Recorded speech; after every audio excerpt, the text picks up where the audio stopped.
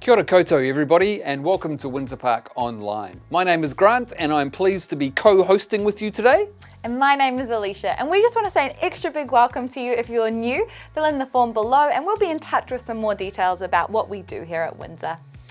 We love interaction, and if you are joining us live Sunday at 9:30, there's a live host that will be here and they would love to interact with you on the comments section on whichever platform you are joining us on. We love it to be a two-way kind of conversation. But we also believe in being together, and we also believe in providing a bunch of different resources to you. Alicia, what are some of the ways that people can connect into our community? Yeah, we have so many different ways you can connect in, whether that be through our social media, through our Facebook, through our Instagram.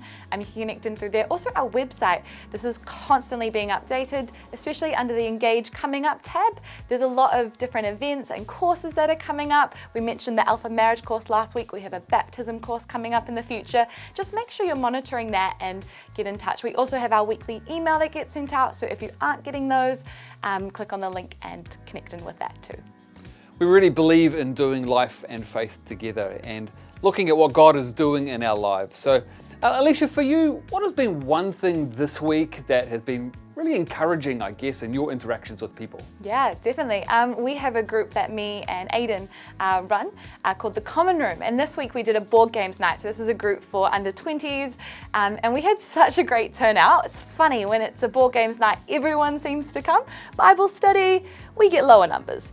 Anyway, we had a great turnout, just some good laughs and everything. But yeah, how about you, Grant? How's your week been? Well, this past week I was able to spend a couple of days down in Palmerston North. That's the land of my birth and raising. I was down there with my parents. And you know, when you go back to a town that's been such a big part of your life, half my life I've lived there, it's kind of like something that's really familiar. And just driving around that town, doing the things that I was doing, just being reminded of some of my formative experiences, the church that I grew up in, the places I used to work, some of my friends that are still there. Palmerston North has some people that just stay, which is great.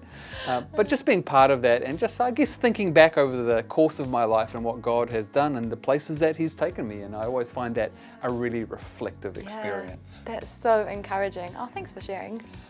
We want to thank those of you that continue to make our community what it is. We appreciate your generosity. On the screen right now, there are ways that you can give to us here at Windsor Park. We are nothing without people contributing in a multiplicity of different ways. And so if this is something that you can be part of, then we appreciate it, and it continues to help us be the church that we are in the locations that we are, whether that be on our site at Marangi Bay or on Waiheke Island or online like you are joining us today.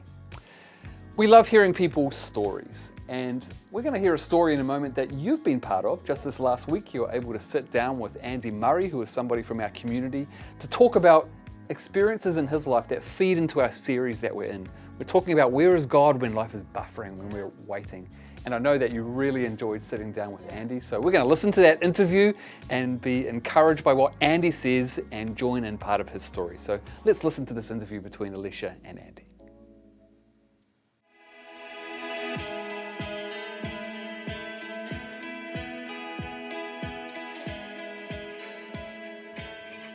Kia ora everyone, I'm here today with Andy Murray, who's coming in to talk about his current season of waiting. Andy has been at Windsor since I think it was 1998. Yeah, quite a while. It's been a bit of a journey over those years, and it's so cool that he can come today and share with us. He's been involved as a parent youth leader with him and his beautiful wife, and you know, it's been such a blessing to have them as part of our church. But yeah, Andy, did you want to share a bit about your story and where you're currently at the moment and the journey that God's been taking you through? Yeah. So at the end of 2019, that was when my youth leadership finished. Just that's how it works at Windsor. You sort of do for a particular term. But at the same time, I actually also lost my job. I was made redundant. It's tough. It was a tough time because I kind of felt like I lost a lot of things. Then I lost my sort of identity. I lost who I was, what I did. I lost some of my own sort of self-respect and self-esteem, and it was a pretty tough time to go through. I got made redundant in January. That's a bad time in New Zealand to get made redundant because it's summer, everything kind of shuts down. That's really hard. What can you kind of say, like during that initial start of that season, how would that compare from when you were where you were there to where you are now? Like, how has your perspective changed? Tell us a bit more about that journey. Yeah, when everything's sort of like going well and you're cruising along and you've got your job and all this sort of stuff, everything's sort of like working well. Yep. It's very easy to not dismiss God, but to sort of take him for granted. I guess that's sort of the correct way of putting it. Yeah, you think you've got it all and you can rely on yourself, and and this is sort of thing. So some of the things, like so I've been a youth leader for 8 years in Windsor. And during that time, I've been, part of what we've been teaching is your identity. Your identity isn't whether you're a fantastic academic or a great sports person. For me, it then changed to, is your identity in being this IT professional for the last, quite a lot of years? And I had to sort of like turn what I've been teaching back on myself and say, is this, do I believe this? Was I just saying this, and you have to turn around and sort of and look at the stuff that you've been teaching. Psalm 139 is one of my favourite verses, and it says in there that we were knit together in our mother's womb, and not one of our days was taken. All of our days were known before one of them was taken. That's my identity. That's who I am. God made me. And I had to turn that back around. And that kind of gave me a massive lift on, going down that spiral of, where am I going? What am I doing? But I kind of felt like I was in a black hole. I felt you couldn't see anything. There was no windows, there was no doors. I couldn't see a way out of where I was at. I didn't have the job. There was no prospects of work at that time because of COVID and things. But at the end of January, I think it was, went to Festival One. Yes. And the person who was actually the keynote speaker there was talking about developing film. So some of you out there who are my age will know that developing film is about, but some of you might not. But in film cameras, before we had the digital cameras, you took the photos, and the photos they weren't just instantly available. You had to take the film out of the camera, you had to take it in, it had to be developed. It got developed in a dark room. And this is the story this woman was saying about being in a dark room. The film goes in, if you turn the lights on, you ruin the film. It has to go through all these different processes of going into different chemicals to then develop the film. And if you try and shortcut any of those, the film doesn't come out, the print, your photo doesn't work. And it kind of, for me, it was, I'm in this dark room. Is God developing me? Do I have to be here a specific amount of time? Before that developed picture can come through? And it was sort of, again, a big sort of, turning point. I kind of feel all the way through this that when I've got to low points, God's been there encouraging me and within the next thing and the next thing. I felt that he was saying, walk by faith, not by sight. Which, when you're in the dark room, you can't walk by sight. You can't see anything. Kind of feeling your way around. 100%. Where are you leading God? And that was it. So I kind of feel that generally speaking, walking by faith, not by sight, is quite difficult because you're looking at what's the next thing and where am I going. You just want to turn on that light. God, show me where I'm going next. Exactly. You open the door, open a window so I can see something. Yeah, that's so encouraging. And what else can you say that you've learned about God during that process and that development? So I did get a job in about May of that first year. So I'd been unemployed for about 4 months. This wasn't a job I would have chosen. It kind of came about through different people again within Windsor. I think that's very cool. Good to have those connections. Those connections. Well, this is the whole thing, isn't it, that we talk about in Windsor is like we're better together. We are. And those connections got me a job. And I say it's not a job I would have chosen, but it was a job I enjoyed.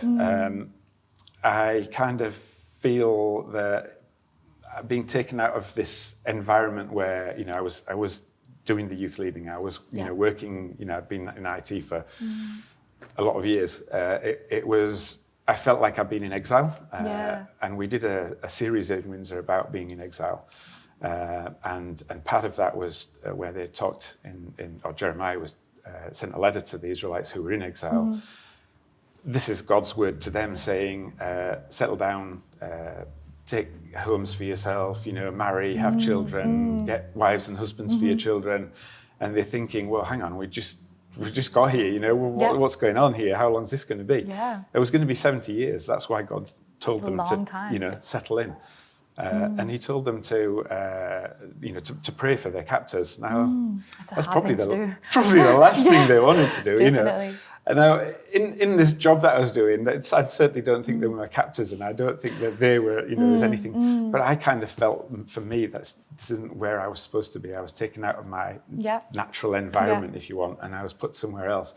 But I took that on board. It's like I got fully involved in the job. I really enjoyed it, made some good friends there. That's awesome. And I feel that, I felt it was important to pray for that organisation. And I did. I prayed for them, and their profits were really high. Wow. I don't know. So I'm not cool. certainly not saying that anything to do with me, but I kind of feel like when you listen to God, God can work. And who knows? I don't know. Was that 100% pray because of prayer? I don't know. But I also don't know that it wasn't 100% because of prayer either. So that's so cool. That's so encouraging as well.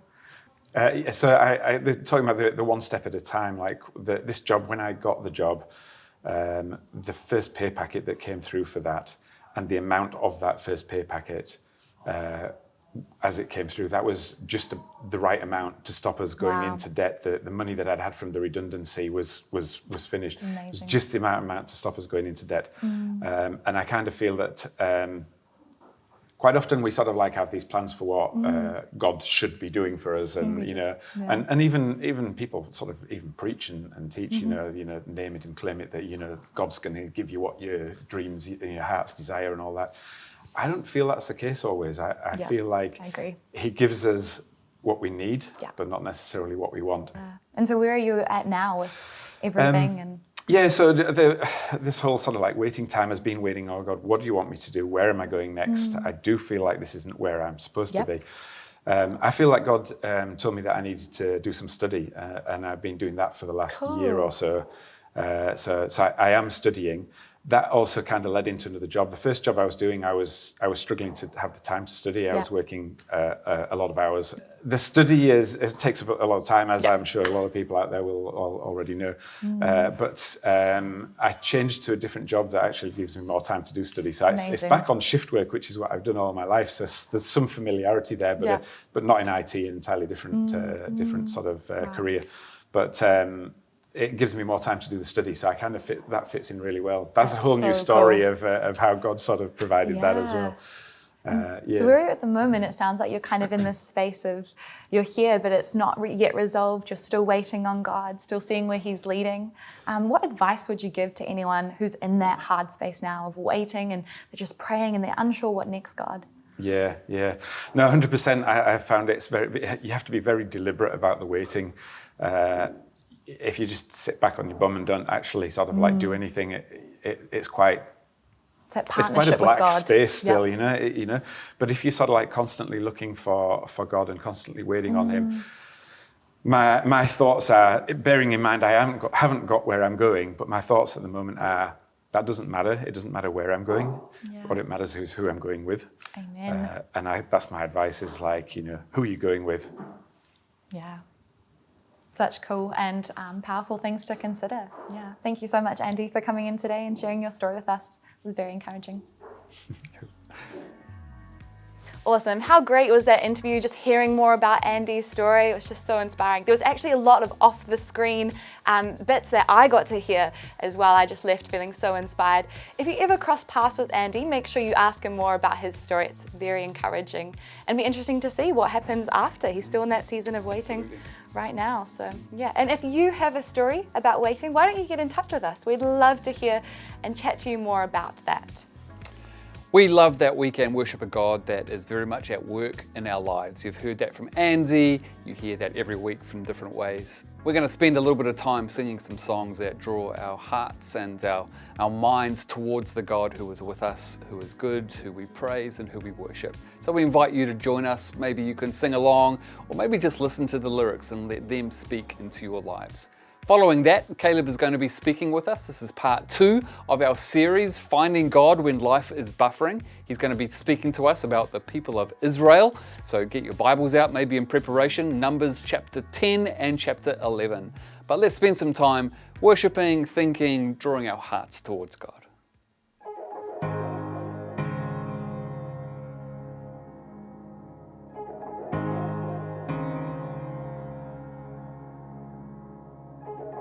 There is a promised land waiting for me. Sometimes there's an ocean that lies in between. I'll keep on traveling the path where you've been, till I'm right where you want me.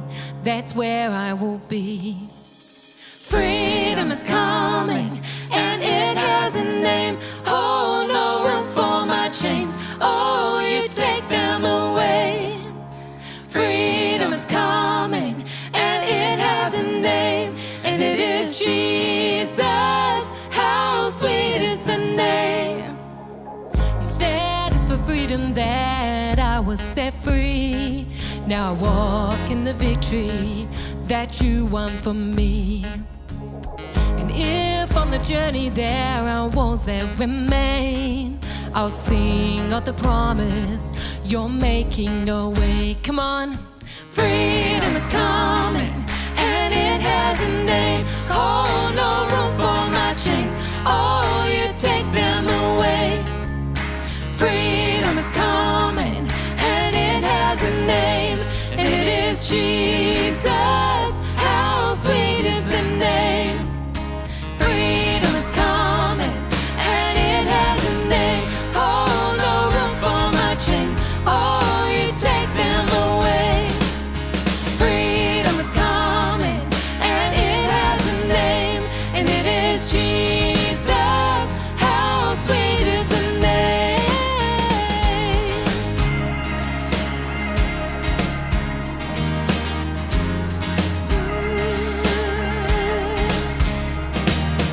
One by one, chain by chain, watch them fall as we lift your name. Strongholds break, sin erased, washed by grace in the power of your name. Even in the darkest hour, when I lose my way, I have your name. Even in the valley low, I won't be afraid, I have your name. One by one, chain by chain, watch them fall as we lift your name.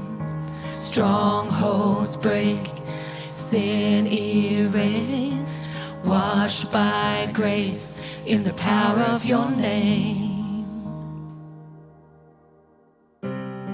I never asked these questions, I never felt so broken. Oh God, what do I do now? I never cried this way, I never seen such pain. Oh God, what do I do now?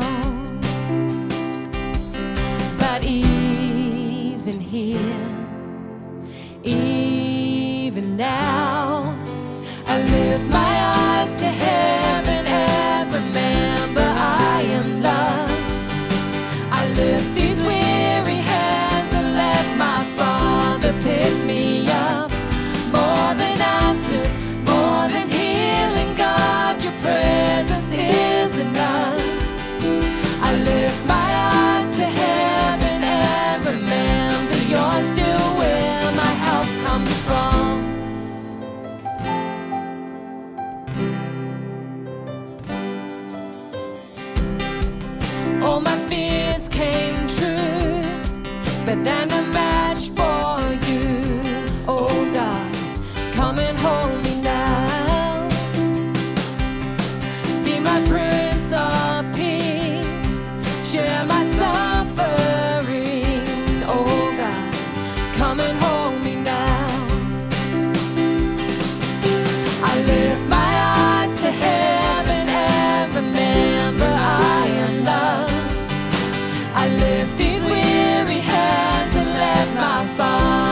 pick me up. More than answers, more than healing, God, your presence is enough. I lift my eyes to heaven and remember you're still where my help comes from.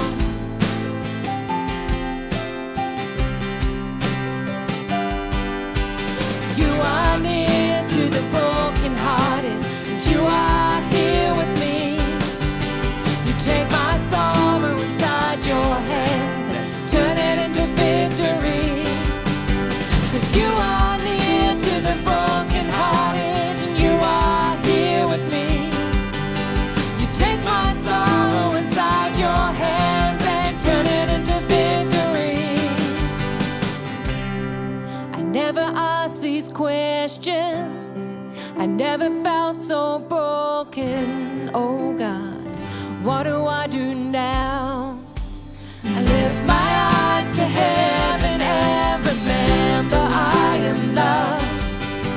I lift these weary hands and let my Father pick me up. More than answers, more than healing, God, your presence is enough. I lift my eyes to heaven and remember you're still where my help comes from. You're still where my help comes from. You're still where my help comes from. Kia ora everyone and welcome. My name is Caleb. I'm the youth pastor here at Windsor Park, and welcome back to our buffering series. In an instant world, how do we, as apprentices to Jesus, live in a time of buffering, when all we want and what is hoped for is not yet, when what we are faced with a storm, and yet we can't see the other side of it? This is what we are tackling in this buffering series. We are reading through different scriptures to help us discover examples of finding God when life is buffering.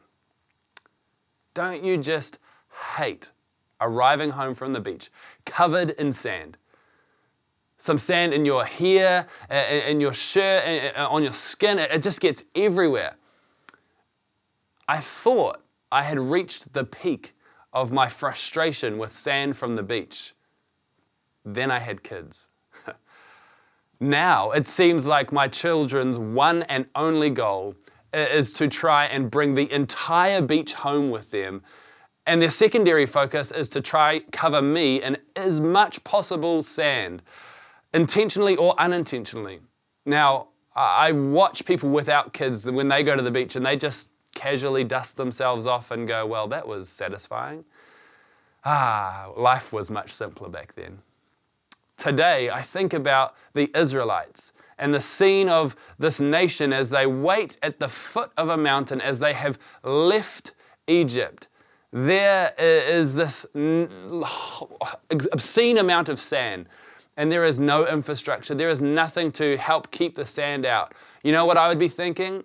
I hate sand. It gets in everything. It goes everywhere. But today's passage is back in the desert, and we're going to be spending plenty of time around this.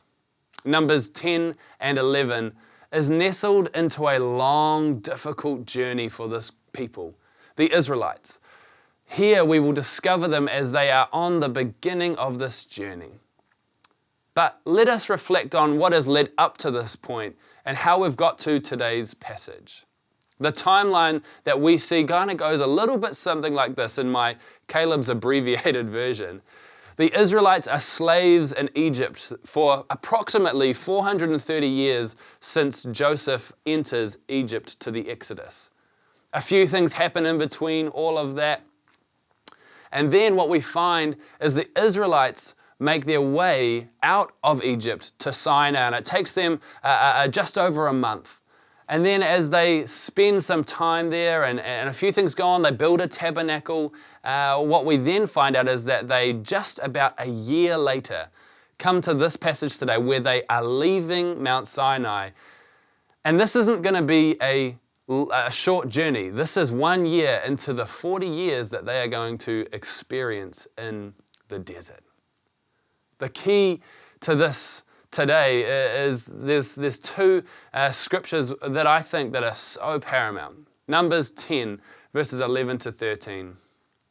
On the 20th day of the second month of the second year, the cloud lifted from above the tabernacle of the covenant of law. Then the Israelites set out from the desert of Sinai and traveled from the place to place until the cloud came to rest in the desert of Paran. They set out this first time at the Lord's command through Moses. This is only just the beginning of a long journey that is going to end differently to how many of these Israelites expected. As I reflected on the theme of buffering, I thought we're going to find some common threads through all of the series. Last week, Ethan talked about Joseph and how he focused on God was with Joseph. God was forming Joseph's character. God was preparing Joseph for what was next. And what we see worked out in the story, again, is very similar. God was with the Israelites. Verse 12, we read, "Then the Israelites set out from the desert of Sinai and traveled to place until the cloud came to rest." Then we see that it talks about in verse 33, later on in the chapter, about how the Lord went before them during those times and those days, and when they found the place to come to rest. Immediately, we notice again, God is in the desert place. He is in the buffering. God was still present. God was still moving. The language is very vivid. It is so clear. He came to rest. The Lord went before. The Lord was over them. Next, we see that God is forming the character of the Israelites. Through these scriptures, it's illustrated very clearly. God uses quail or the burden and the groaning of the people to develop the Israelites or to develop Moses. In addition to this, we see God developing the Israelites for what is next, but not yet. It is the promised land. The question that I ask about this whole story is, where do we find God uniquely in the buffering? What is God doing? He is teaching them to wait. Chapter 11, verse 1. Now the people complained about their hardship and hearing of the Lord. And when he heard this, he was angry and it was aroused. Then the fire from the Lord burned among them and consumed some of the outskirts of camp. Verse 4, the rabble with them began to crave other food. And again, the Israelites were wailing and said, "If only we had meat to eat. We remembered the fish we ate in Egypt at no cost. Also, the cucumbers, the melons, the leeks, the onions, the garlics. But now we have lost our appetite. We never see anything but this manna." Our passage takes this Israelite community, and they are sitting at the bottom of a mountain in a desert, having waited for almost a year. They're waiting to move, waiting to begin what is going to become a very long journey. Initially, when we reflect on our timelines, we think, why are they complaining? The Israelites have had to be in this space. They have had to wait in slavery for hundreds of years. How can they still be learning something, but yet God is still teaching them something? God's not satisfied with leaving things as status quo. The word in Hebrew for wait is kavah. It appears more than 100 times in the Old Testament, more than the word salvation. This is an expectant word. It has an expectant perspective. The Israelites would need to wait. They would need to wait in the desert for 40 years, as it turns out. they would come to the promised land and they would not be able to enter because they had not learnt what God was trying to teach them. To you and me, this seems ridiculous. We can't even wait for something for 5 minutes, let alone having to wait 40 years to step into the space that was promised to us. But that doesn't stop them from grumbling. Every time the Israelites grumble, God uses it as a teaching moment, as an opportunity to build the character of this Israelite community. What if, unlike the Israelites, we focused less on reducing the time, but instead focused on what we are waiting for? Focused less on the issue at hand. For the Israelites, it was the desire to eat meat and to be back in Egypt with all the choice foods, and instead focus on the promised land. It was how God would be glorified through them, His chosen people, how they would be drawn closer to Him in the process. For you, for me, it may look slightly different. It may be taking our focus off our financial issues and instead focusing on the provision of God, the fact that He is our provider, the fact that He is faithful. Focusing on what is over the horizon rather than the horizon itself. See, that is hope. If you were like the Israelites, enslaved by an oppressive Egypt, and your option was to stay or to go into the wilderness and wander for 40 years before dying, would you go? Now, if I change that question slightly and added an element of hope, I wonder how that would impact your response. Your options to stay under an oppressive Egyptian reign or wander the desert for 40 years before dying, in the hope that one day future generations would be able to see the promised land, that God would be honored and glorified through this process. Hope makes all the difference. Understanding chava, waiting, is important to understand another word, which has the same root. This word is tikva, which means hope. Waiting and hope are closely linked. Hope is waiting with purpose. Tikva, looking beyond the horizon to what you cannot see, to hope in, rather than reducing that wait time to grab a hold of what is in front of us, what we can see. God would always remain faithful, no matter what the situation. But hoping for what we can't see is just a little bit more difficult. When God is moving, are we willing to follow His lead? Even when that means going into a desert, going into the unknown, will we follow His lead, putting our hope in Him, putting our hope in what Jesus did on the cross? All you have to do is talk to somebody who has immigrated to understand this process of waiting, to understand what has driven them to do that. Drop a comment. Tell us if you have immigrated to another country. I can't imagine how tough that process would be, what that journey looks like. I would love to hear your story. I was reading a book about a famous marathon runner named Meb.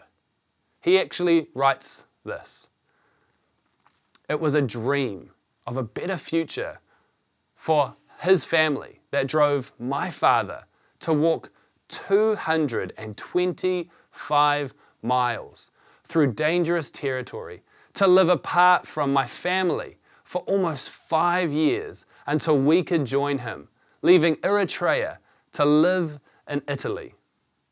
That dream continued until we could join him. He worked hard as a taxi driver, as a janitor to support us. He did not rest until all his children had education and a clear path to prosperity. The joy that he gets from this is still palpable. Meb's father hoped for what could be, but he had to wait in the meantime to pursue it. The journey was no less shorter. It was no less easier. He had to face the desert. He knew his why. What is our response to God in the desert? When God moves, do we move? When he calls us to wait, do we wait? If we knew that we wouldn't get to see the end result of what was started, would we even start it in the first place? I think of the story of Windsor Park as a classic example. There is a true story of waiting. Before this very building that I'm standing in now was built, we had to move from Murray's Bay, and there was a waiting process. The Equip Mental Health Trust, I think of the waiting story in that, where there was an idea birthed in a connect group, and all of a sudden, it is a large operation today. There is a waiting process that has to occur in that. Notice the connective nature of that story, but of also this scripture today. It's not about us as individuals doing it on our own. It was the nation of Israel waiting together in the desert, covered in sand. We are made to do life and faith together. Let's wait together. What does it look like for us to support one another as we battle through the challenges of life? Do we engage and support one another? Are we willing to plant a seed for tomorrow together that neither of us may ever get to see? God is already on the move. He is at work. Are we as a community willing to join him? Jesus waits with us. I will wait with you. Will you wait with me? I want to finish today by listening to a song, Wait on You. The lyrics read, I know you order every step. You are the author. There's no predicting what's next, but you hold the future. I'm going to wait on you. There is a declaration in these words that we can acknowledge that we are in a waiting space, but his promise stands. He is with us. We can hope for what we cannot see. Life may be tough. Maybe you are in a desert. Wherever you are, let us stop. Let us reflect as we wait on him.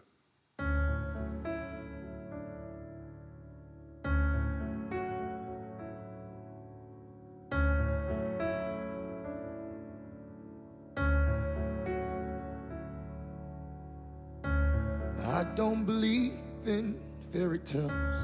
I guess I've outgrown them. But that doesn't mean that I don't believe that there's something bigger than me. 'Cause I've seen it in a hospital room when the doctor said sorry. There's nothing more we can do. Well, it wasn't through. I've never seen a pot of gold at the end of the rainbow, but I've got a promise I can hold in the middle of the struggle. God, if you said it, you'll perform it. May not be how I want you to, but here's what I'll do. I'm gonna wait on you. I'm gonna wait on you. I've tasted your goodness. I'm trusting your promise. I'm gonna wait on you. Yes, I'm gonna wait on you. Yeah. I've tasted your goodness. I'm trusting your promise. I'm gonna wait. I will, yes, I will. I will.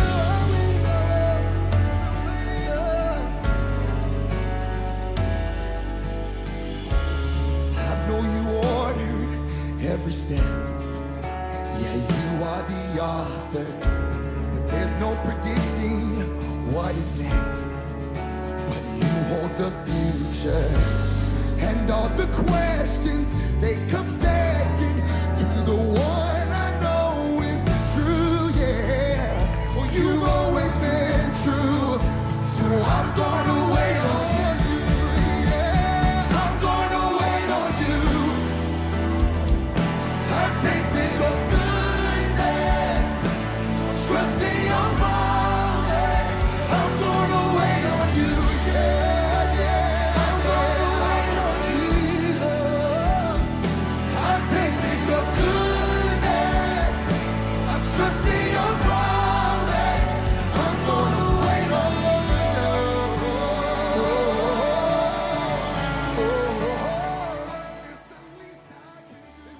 Awesome. What a cool song. And if you feel at the moment like you're going through a desert place, we would love to connect with you and just come alongside you in your journey. You can connect in with us at care@windsorpark.org.nz. We would love to just have a coffee with you or chat more about what you're going through. We want to thank you for joining us at Windsor Park Online. It's been our privilege to be with you today. We look forward to continuing to serve you into the future. Have a great week. God bless. See ya.